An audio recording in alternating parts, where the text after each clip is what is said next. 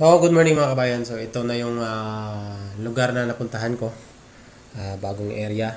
So far okay naman ang accommodation ko is isang building, six-story building, tapos nasa fourth floor ako. May kasama akong tatlong kabayan natin, Pinoy. Ah, so ipapakita ko lang yung area. So ito yun yung elevator namin, ayan.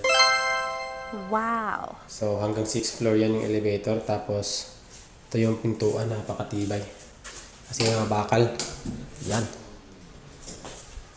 Ganda pa naman ng sahig. Napaka-colorful.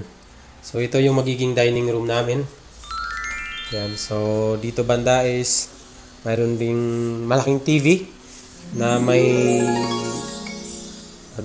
TV box na. So ito yung mga kwarto ng kasama ko. Ayan. So tatlo lang ang occupy dito ngayon. So 6 na kwarto to.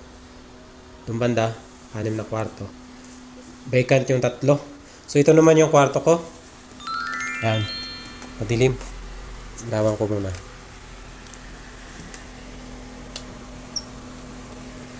So ayan. So ayan yung kwarto ko. Ito higaan ko. Ayan. So aircon ko dito banda. Ayan. Ayan.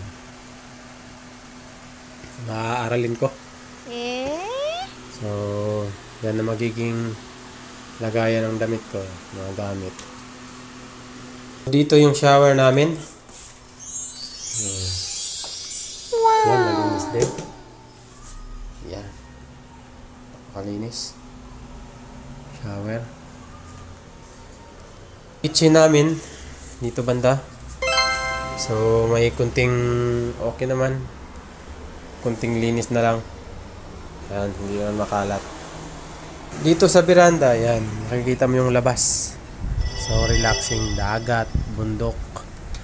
Tsaka yung paikot dito sa Enoshima. Yan yung Shimanami Expressway dyan. Yan. Yung papuntang Fukuyama, Onomichi. Shimanami Expressway. Papuntang Imabari na rin yan. So, dito yung CR namin. Ayan. So, dito kami maglalaba. Washing machine, yan. So, may urinal kami.